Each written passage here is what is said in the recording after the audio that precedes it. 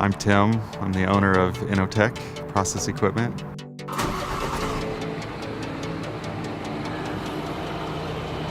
I'm Tracy. I'm the controller here at Innotech. I am Tim's wife. We run this place together.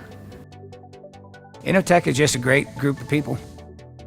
Tim and Tracy both care about their employees. We build a lot of equipment for the berry, seafood, bakery, ready-to-eat packaged foods. A lot of conveyors, specialty equipment, a lot of custom equipment, a lot of automation nowadays. There's always something different coming through at Innotech. What sets us apart, I think, is just our creative team is very cohesive. We know what each other's strengths are, and we work to those strengths to come up with unique solutions for our customers. You do your best no matter what. We hope that every piece does solve a problem for the customer. Sometimes the customers don't know even exactly what they want, but Tim can help walk them through it and figure out what would be best. A lot of times I will try to watch the customer's facility and just look to see why is there 3 people standing over there where it could be 1, or could a machine kind of take over from there, repetitive motion, things of that nature.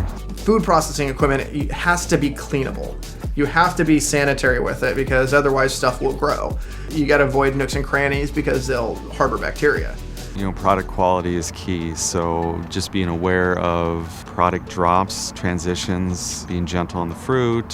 What I'm looking for when I'm working on the designs is I want to make sure that the product doesn't get damaged. Whether that's changing the type of belt that we're using or changing the sprocket size so that it's not falling as far, you really do have to be careful with that to not let them drop. You wouldn't take and throw your watermelon down the stairs.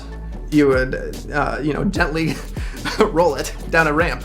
Basically, what ends up happening most of the time is that I get ideas from customers or from Tim, and then I turn them into reality. A lot of times it ends up being just like a sketch on paper with a handful of dimensions, and I've got to make something from that.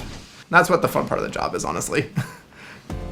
I get to spend all day building stuff digitally that I get to see created out in the shop. I see this stuff on the screen and it's all, it's real tiny, but you get it out there and it's like, wow, you're looking up and it's just massive.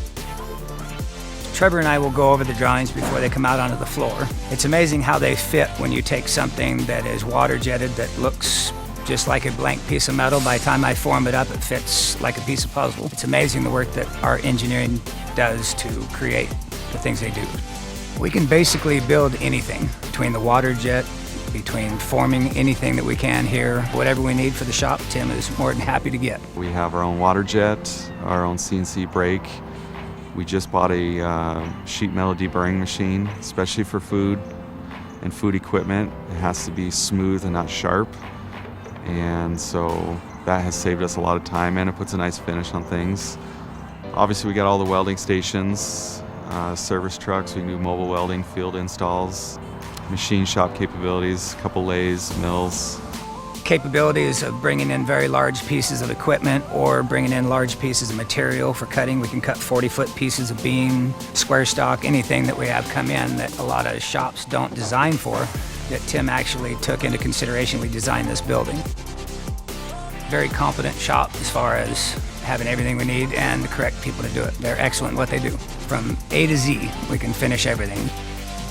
Customers definitely have expectations of what they're going to get, and so we have to make sure that we are meeting those expectations, but not just meeting it, but exceeding, to go above and beyond and make sure that they're well taken care of.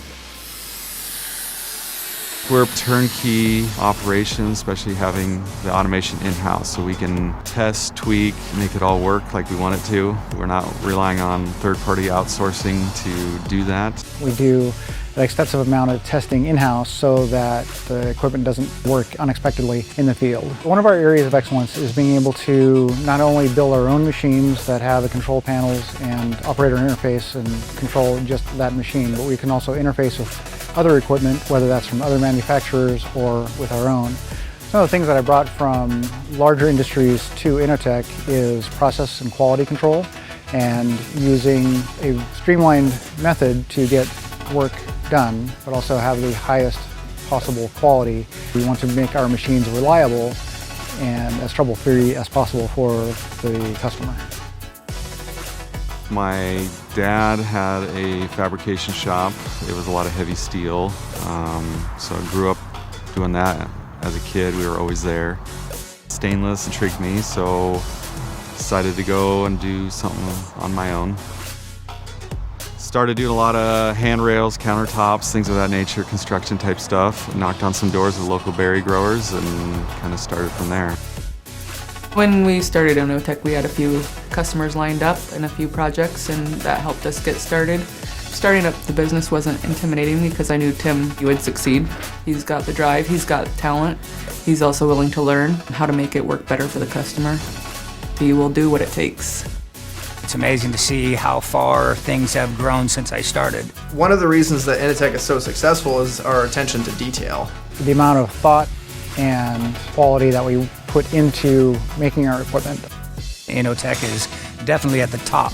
It's nothing like anybody else is building. From creative process all the way through in-house panel building, fabrication, welding, everything has a fit and finish that we want to be proud of.